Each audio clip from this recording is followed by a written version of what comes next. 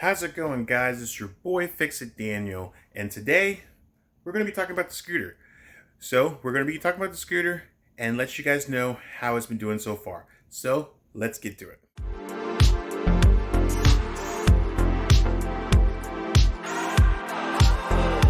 So, guys, welcome to the channel. Thank you guys so much for watching. If you guys have not seen my videos and you guys are the first ones to see this for the first time, please go down, like, and subscribe. Check out some of my other videos. I do a lot of other cool stuff on the vehicles that I have. I've had some old cars. I got some new vehicles. And the recent one is my bike. My 2008 SYM 250/300. We'll get into it if you guys don't know. But yes, so we are going to be talking about this bike today. Why? Because I did a ride on Father's Day, and shout out to the fathers for Father's Day. I'm a father as well, father of two.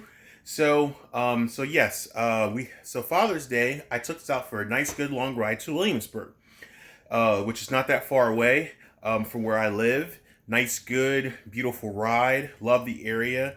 We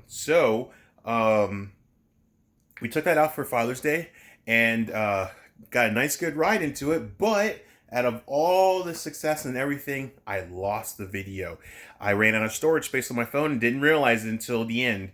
Until I got all the way home and realized all the footage that I took was completely gone. So today we're going to try and do my best to talk about it.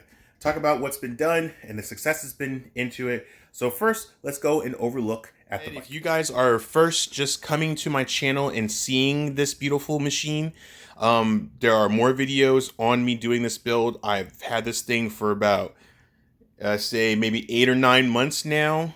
I got it back in December of 2023. So we've had this for a good bit and we've been doing some serious extensive work to it, and it's now at its state right now where it's running and driving beautifully and everything. And we're going to go over everything that I've done so far and talking a little bit about the ride that I had on Father's Day as well. So this is a 2008 SYM, or some people in Europe would call SME. I like calling it SYM, but it's really pronounced Shmee. So it is a 250 RV. They do not make this anymore. It's a 250 RV, just so you can see it. But we upgraded it, and I think this is the only 250 Shmee RV that is a 300. So this is a 300cc bike. Not a 250 anymore. It is now a 300. So it doesn't really do much as far as numbers. Maybe torque-wise it does better, but as far as numbers, it doesn't. So horsepower is about the same. Torque is a little bit more, which is what gives the giddy up and go. So horsepower is about the same kind of band. It doesn't really do that much, but it does help with the push of getting this thing to achievable speeds. So this bike is capable of 80 plus miles an hour. It is highway rated, so you can take it on the highway safely, successfully. I've done it. It's not too terribly bad. It's just that you got to get it on a right good windy day, and where the wind's not it's not against you, but in your favor, which is right behind you. Then it works out really well. But when it's sideways or in front of you, it might be a little bit of a different kind of ride. But it does go on the highway, and it does do it pretty good. A little bit of a balancing act that you got to do, and that's where it comes with. That's where the skill of riding bikes comes into play. We basically have a, and this is basically, just want to reiterate, because I think I reiterated this a bunch of times, but this is for the people who've just come to my channel and doesn't know anything about it, or if you are you haven't seen my other videos and you just now watching just this one, I just want to reiterate what I have so you don't have to go back. So this is a 300cc, 300 piston and housing with a 300 valve on top. The carburetor has been changed out to a 30mm nib racing carburetor with a cold air intake that we got. And then we replaced the cable line, and as you see up here, it's all blue. We replaced the cable line with a nib slide pull carburetor We tested out the old one. The old carburetor was not working. So let me do a little bit of a wind back. This was a 250. We had some, when I first bought it, I paid $200 for it. When we first got it, it was not running and driving.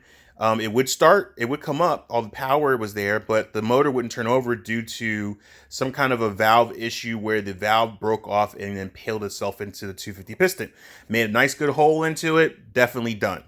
So we replaced it with the 250 starting off first. Took all the fairings off because all this fairing pieces was all faded gray. So I painted them all nice and black and it looks so good. So we got all this all torn off. Then while we were waiting for those to get done, we were working on this. And we pretty much put a 250 back in it, got it all in together. We had a regular carburetor with the regular everything. It started, got it running pretty good, but it was really hard to service it. The extensive of the carburetor was pretty much just, it was just not very good. I tried throwing a jet kit at it. I eventually found an extension for the main was it needle jets, so that main needle jet. Oh my gosh, I can't. Main jets. I'm sorry, trying to get the word right. So we had a carburetor in here, and we had the original one. Could not find the right main jet for it. It was just too small, too little. We just couldn't get the right dimensions. So I found and replaced the actual sleeve that the main jet needle jets go into. That seemed to work pretty good. Got it going pretty good. Got everything running. We even put a new belt in there, new CVT belt with some new 18-gram roller weights. Got it all good. Took it out for a spin. Got it on like a little strip of highway. And we could only go about 55 miles an hour. Couldn't go any higher than that. Then we tried everything. I put the air intake on it. That didn't make any more power. So something was telling me that I needed to upgrade the carburetor because obviously the original carburetor was just not going to do it. So if I had given it more thought, all I really would have had to do was just change the carburetor out to a more better carburetor. So I like the nibs and all the aftermarket performance carburetors because, one, they're easy to maintain, easy to work on and change your jets, and they give stupid amount of power. So I figured that it was a good idea to upgrade the carb. So I upgraded the carb to this 30 millimeter racing nib carburetor. I wanted a PEK or PWK. I wanted a PWK carb because right on here, this area, it would have had another line of extra fuel going into the bike. We may go that direction and give just a little bit more power, but it doesn't need it. It works perfectly fine with the way it's set up right now. Adding it would just be to see if it actually gives me more power and more speed out of this bike. As it sits right now, this bike goes approximately 72 miles an hour with me on it. So that's moving pretty good from 55. Because where we were at before we changed this to, actually before we even went to a 300, and I think, actually no, after we changed it to a 300, it didn't make any much difference with the speed. It was still 55. Didn't matter. The carburetor was just wasn't given enough. But when we changed it to this, it changed the whole game. Just by changing this carburetor and putting a cold air intake on it, we got and replacing the slide pull cable, we transformed this bike into a speed machine. It has a crazy amount of power. It can move now. It sounds somewhat good. We still got to get the old exhaust off and put it on there, but you can hear the sucking of the air intake. This thing runs perfect, and I could not be more happy that it's running so good. It is just a truly amazing to get this going really, really well. It's been a big journey, but we've gotten this thing running really, really good, and this goes to show that you can tinker with these bad boys. You can get them up and running like top end bikes like they are now. It is definitely possible to do that. So I feel like don't be scared to try something new and different. So definitely don't feel like you can't work on these things, because these things they're just like GY6 scooters, just on a bigger scale. The displacement and the way the modeling of the motor is a little different, so you kind of can't just throw anything at it. You do want to make sure that everything's going to fit. Now, as far as just making the motor fit, that's half the battle. If you can get a motor in here, you can do a 300 motor if you can get your hands on one. So this is more like for the people in Europe where these bikes are still kind of flourishing. If you actually wanted to take your 250, you can make it a 300 if you just change the top part. Now, if you can't get the whole motor of the 300, that's fine. As long as you can get the piston and the valves and the chain, everything fits like it's supposed to, you're perfectly fine. And all you gotta do is you gotta change that carburetor out to get some more power, and you are good to go. You can rip this thing. It'll have stupid amount of power, easy to tune. You can up the jets if you need to, do whatever you need to do to make this thing the way that you want it, and you can go ripping on it. And that's where this thing comes into play, and that's why this thing is so much fun. I was literally about to get rid of this bike because the performance was just not where it was supposed to be. And I thought it was due to my weight, which it probably had some kind of a factor, but really the factor was the carburetor was not powerful enough to handle what I was trying to do. But once I changed that and got it a little bit more better, and got rid of all the restrictions, boom, this thing was taking off like a rocket. I can literally pass cars with confidence. I can keep up with them.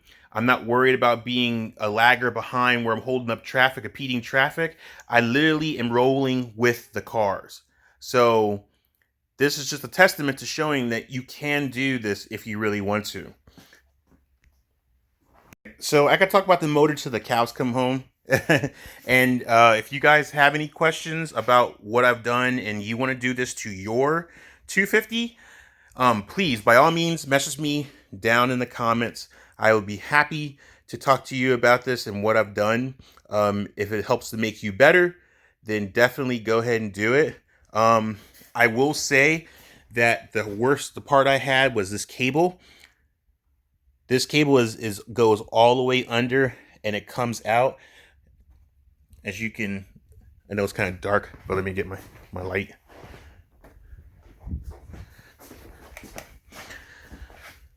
So you see how it comes out right there, and then it curves through and curves around. It had to be ripped out. I had to rip out the old one. Once I finally successfully knew this started working and running right, I took out the old cable. I was never going to go back to the two cabling kind of thing. It just was not going to be my thing, because this is so easy to replace. I can replace the line, replace the carburetor, and I'm back in business. So I'm never going to go back to the old carburetor. It's sitting right there. So this is the old carburetor. I'm never going back to that. So I'll never go back to it. It's a good carburetor for you're trying to keep it kind of when it was brand new. That's perfectly fine. But I like this way more better. So one of the other things that we've done is we've added phone mounts. So now I wonder why do I have two phone mounts? Well, one is because the speedo is a little off by like 5 miles. So it's not exactly accurate. I can't like look at my speedo and be like, oh, I'm at the right speed. I wish I could figure out a way to fixing it. I think I may have. So it's actually right here. And when I pulled this off, I had a lot of metal deposit buildup around it. So I have not tested it yet. So I'm wondering if that could have thrown it off by a little bit because of all the magnetized stuff that was attached to it. I wiped it off super clean, and hopefully when I take it for another spin, I'm going to test that theory, and hopefully that works. If not, then I'll use my phone's GPS when I'm really going riding, and that's the reason why I have two mounts. So one is for either one, doesn't matter, it can go here or here, but basically one is for my phone that I'm on right now, I use for GPS, and then this one can be for my real phone where I'm having my Bluetooth headphones and stuff going into it, which on my Bluetooth helmet is coming really soon, so that'll be perfect. I can listen to music, answer phone calls, listen to the GPS talking, perfectly fine. So one of the cool things is that I was trying to figure out where to put my phone mount. I put a little metal mount here, and it just wasn't working out. So then I realized that I actually have um, handlebar mirror mounts. So yes, these are my mirrors right here that came on the bike. But if these were actually gone or broke or I didn't want them on there, I could actually mount where these are mounted. These are actually screw mounts for the actual mirrors.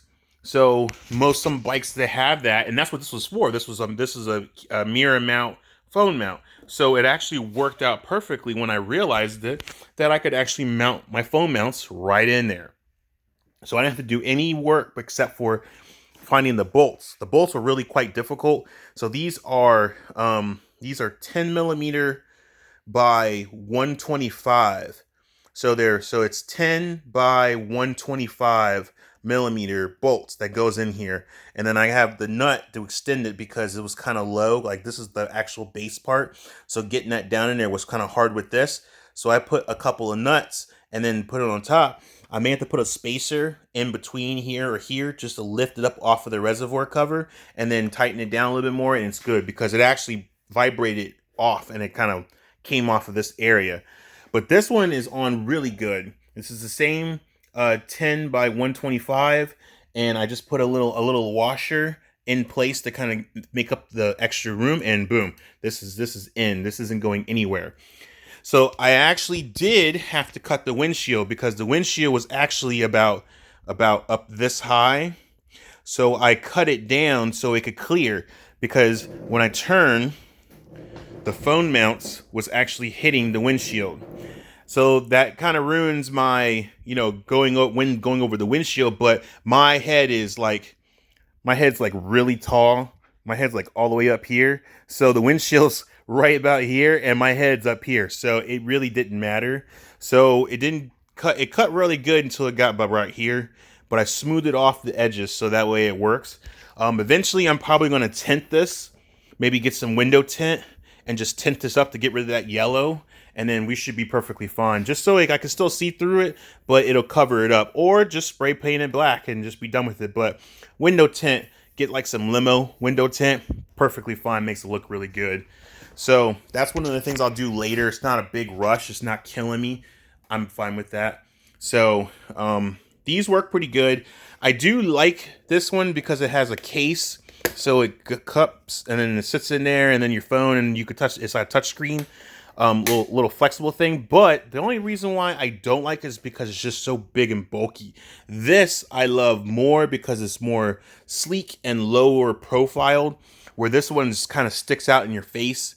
It does work really well, but the only problem is that if you wanted to charge your phone, there's no room for you to charge it, where here you can just put your charger right up under there and you can charge your phone. So I probably will discard this one and use this one more. And then if I have my Bluetooth phone, I can just stick it in the cubby on a charger, close the door, and I can still mess with my music and answer the phone. But I don't know. I'm trying to figure out what I want to do with this. I do want to get a second one of these so I can have one for my speed and one for my my actual phone. But I do like it. It's just a little bit bigger than bulkier than I thought it'd be.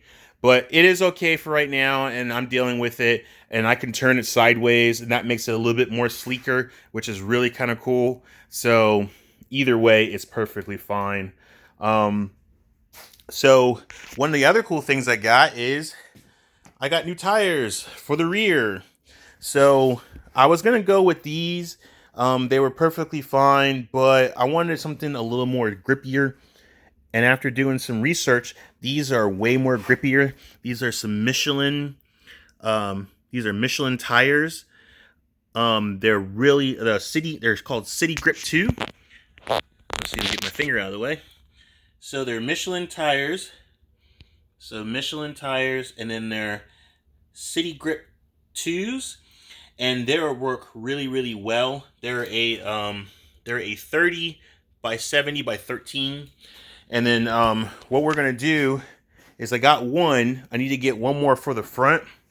So I want to get some new ones for the front, and then we'll replace them, and then we should be good to go. This one's a little wearing in the center, so I don't know if it'll pass inspection. So I'm just gonna replace it with that tire. Supposedly that tire is good gripping, gives you a lot of grip, which I'm hoping that's what's gonna do. Then we'll get the front and rears done, and then the tires will be done. One of the other things that I'm going to do is I'm going to get some new rear shocks.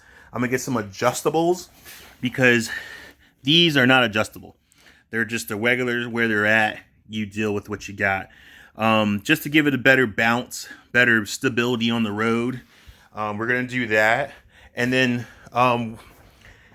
in the front, I was going to replace them with some more upgradable ones, but these are really hard to find.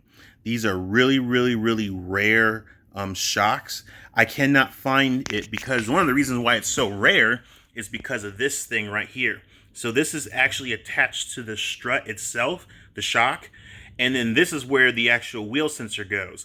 I cannot find a new set anywhere online. So instead of, and I tried to see if I could find some aftermarket adjustable ones, which will look really cool. Can't find any of them. The only problem, the reason why I can, but I can't. I can find them, but the problem is this. If I don't get one with this kind of configuration, the sensor will not work. I'll have to get a whole new sensor and something else to make it work. And I have not found any other aftermarket strut shock that has this capability. And if it does, it's not the right symmetrical for the actual brakes. So then I have to redo the whole brakes and all this and that. It's just too much work. Then I found an easier route. Then I can just service the struts themselves. It's really easy. There's a nut on the bottom. There's a nut up top. There's four nuts holding it up top, and then just undo this with this nut, get it out. You pop this off, pop out the seal, undo the bolts, and then drain it all out, and then put it all back together. So it's really serviceable because the only thing you're really replacing is this boot and the seal inside, and then that's it. You fill it up with fluid, put it all back together, and you're good to go. So it's not leaking at all right now. It's perfectly fine, and I'm going to leave them alone. And then here's the other side. As you see, it's just a plain. So it's not leaking. It is kind of a hard hit when I hit a really good bump, like when I leave out. It gets a good bump, and I'm pretty sure they haven't been serviced. So you're supposed to service these struts every time. So I guarantee you they have not been serviced. So in another video, I will be showing you how to service those. It looks really easy. All I need to do is get the seals and the fluid, and I can service these. So we'll be doing those soon. We'll probably scuff up the brakes and rotors and do a visual check. But this thing is running super, super good, and I just cannot wait to get this thing riding. Okay, guys, so that's pretty much what we've done to the bike so far. I'm super thankful and happy that I could show it to you guys. I think it's a really good build, a really good bike. Like I said before, I was a little skeptical when I was thought about getting rid of it, and now I love the bike. I probably won't ever get rid of it. I actually want to keep doing more stuff to it that I can max it out as much as I possibly can with everything I can do. I've even looked at trying to upgrade this thing to a 400 if I could even do it. That is probably a little bit more of a different kind of thing. I would actually have to find the motor in order to do it because of the way the crank is. The crank for the 400 is a little more beefier, and the way it's configured as far as cranking wise is a lot more different. So it is quite difficult to try to figure that out. But I like it the way it is. It's running really good. The only thing I probably would do next that I forgot to mention is I'm gonna probably try to do some lighter roller weights. I believe that those will achieve us a little bit more speed. Either lighter or heavier. I'm still trying to figure out the transition. From what I've been reading, it's actually a heavier roller weights, and we're at 18 grams right now. So I guess we would go to like 24 and see if that, or 20s, whatever they have, and go from there and see if that does it. And then if we either go up or we go down. So it's either 18, 20, or 24, or it's 18, like 15 or 15 or 14, one of the two. So whichever way we need to go is the way we need to go. So if we go up and the speed goes down, then we need to go down to get the speed to go up. So that's pretty much how that goes. As far as the transmission, I cannot find any up gears like I did on my, if you have not seen my 90cc scooter, you know what I'm talking about. For the ones who are veteran subscribers, they've seen my 90cc build. Doing the gear up would be the easier way and the fast, quick way, because the one that I got was like 35% more, which would have got us to at least the 75 marker. Right now we're at 72. Not terrible. Someone probably a little lighter could probably go to 75. But with me on it, 72, that's enough to get me to my distant goal. And speaking of that, let's go to Father's Day. So the video I did for Father's Day was I was going to ride it from where I live to Williamsburg, which I did. It was an epic ride. Everything ran really good. The bike ran phenomenal. It was a beautiful day, beautiful Father's Day. The weather wasn't too hot. So we rode it all the way to Williamsburg, did the little videos, and then I get to Williamsburg, gas up, ride it around, and then it was running really, really well. Successful ride, made it to Williamsburg with no issues. I didn't take the highway, but I took the back roads, perfectly fine. So when I did that, I told myself, don't go to Richmond, because I feel like if I can make it to Williamsburg, I can make it to Richmond. Richmond's an hour away from where Williamsburg is, the gapping. So there's a road that I normally take to Richmond that most motorcycle riders usually take, because it's a beautiful country road, windy roads, all the way to Richmond. It's a 2-lane road. It's an old style country road. It's Route 5. It's called John Tyler Highway. For people who are in the area, they know what John Tyler Highway is. It's a beautiful, beautiful country 2-lane road going all the way to Richmond. So it starts in like Jamestown, and then you go to Chickahominy Gun Range, Chickahominy, and then you go over the bridge, which is on Route 5 going to Richmond. So it's a beautiful day. I go over the bridge, and then I realized I turn around. It's like, no, it's Father's Day. I didn't want to do anything too crazy. So so pretty much I came back, stopped at the Chickahominy campsite, and it's beautiful. The bike could easily ride it to Richmond. I was not prepared to ride it to Richmond, because riding it to Richmond is an extra hour from where I was, and that ride needs to be prepared, because once you go past, it's like you're on your own. I mean, you're already on your own now because you're far, far, far away from home, and now you're gonna go an extra hour. So you're actually you're about an hour and a half, 2 hours away from home.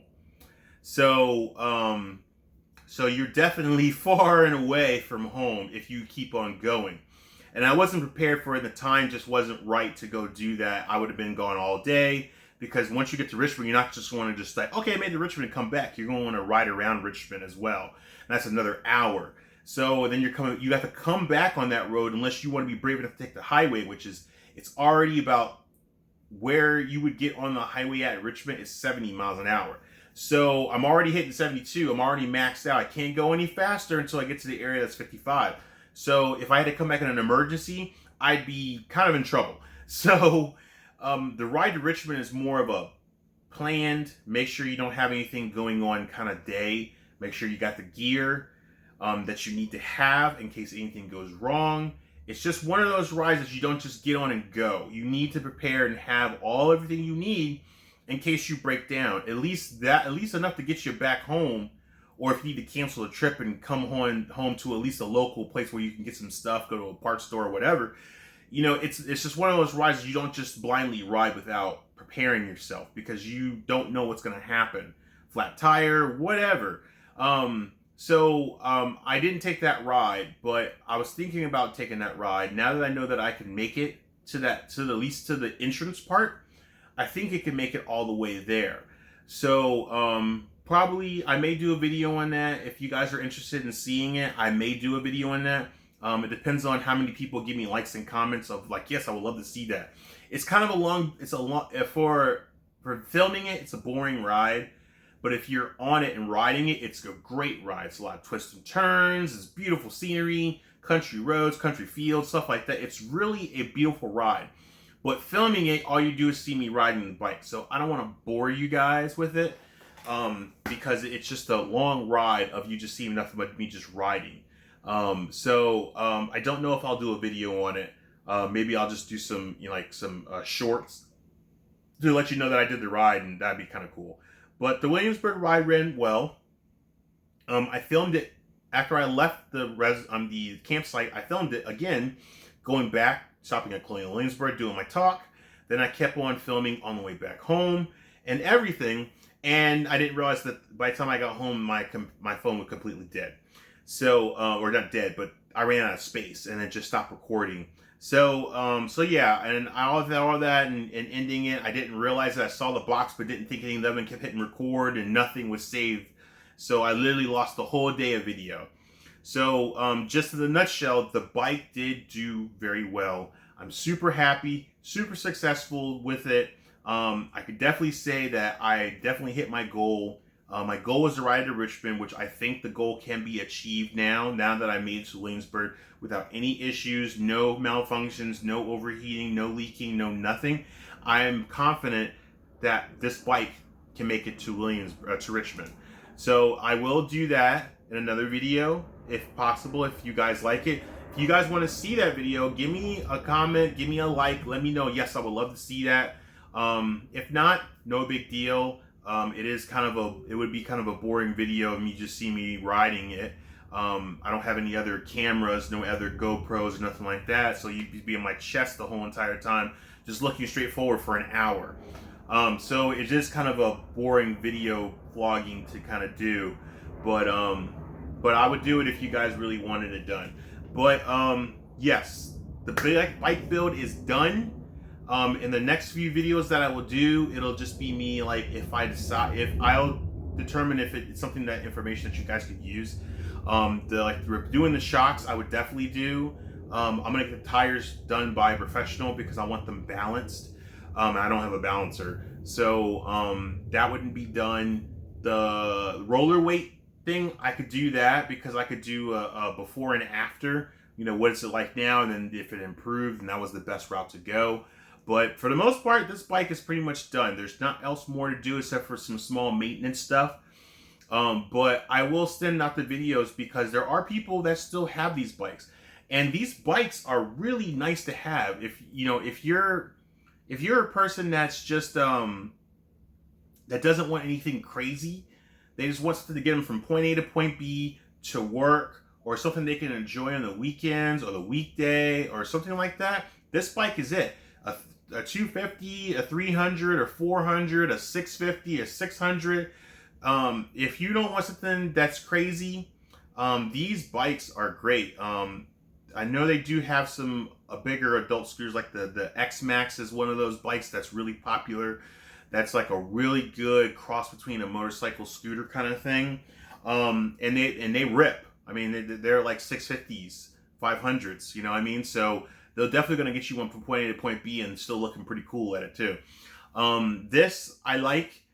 One of the reasons why I like this so much, and why wouldn't you want to get a bigger bike or something else better, is because I put all the work, sweat, and tears into this. I took something that was completely dead and I actually turned it into something. I took a $200 bike and got it back on its feet, ripping and riding like it should have been. And I didn't do it for very much money. It was very simple. It was some hard times. I ran into a lot of brick walls, and then I upped it. Once I figured it out and everything was running good, I thought of some other things, upped it, and it actually worked. There's still more things to do on this bike. I'm going to try and max out everything that I can do, and I've done pretty much, I'm about halfway there. Really, the only thing left to max out is the exhaust, the rear shocks, the roller weights, and then possibly seeing if the 400 will fit, which I know it probably won't. I would have to replace the whole entire motor, which I'm looking for a motor So if you guys know of a 400 that's gonna go in this, let me know. You guys over there in Europe, I know there's a lot of European guys following me now, which I'm super happy about. I know it's really difficult to ship stuff, but if you have a 400, I would love to put it in this. I know you probably won't sell it to me because it probably would just be like crazy, but it's something I like doing. Some people tell me that it wouldn't work in this, and it worked. So I would have to replace the whole motor for a 400, but I'm super happy with the 300. It's working really well right now. I've pretty much hit everything I can hit.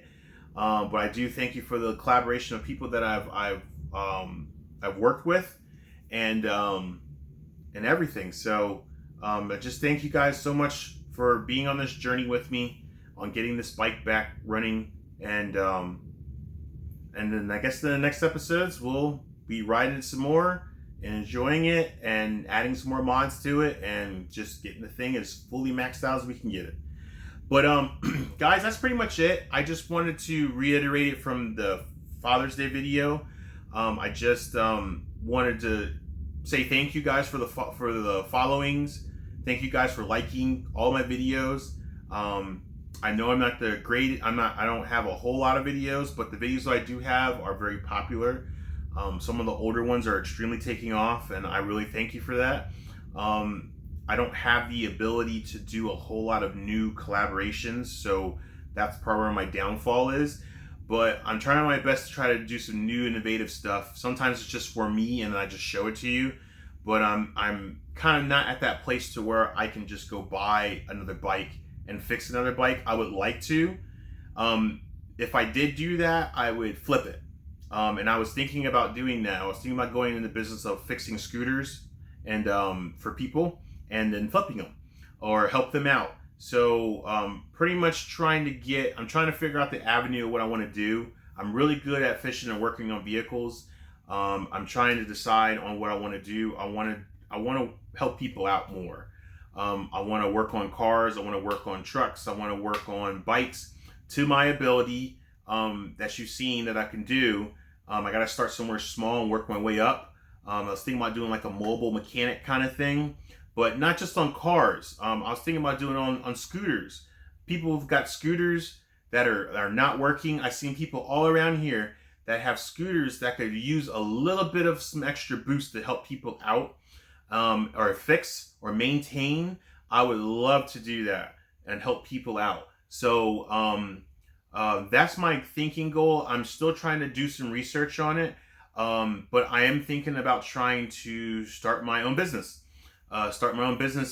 Doing bikes, but it wouldn't be just, it would still be my kind of DIY thing. I would work on small engines and cars and trucks and whatever. It would just be on just certain vehicles. It would be on everything. So taking what I do and branching it out more to other people who could use that extra help and ability.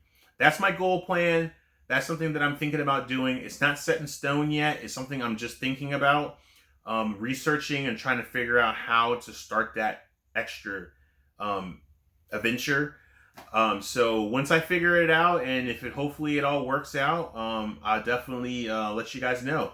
But right now it's still in my garage and still trying to help you guys out with the things that I have.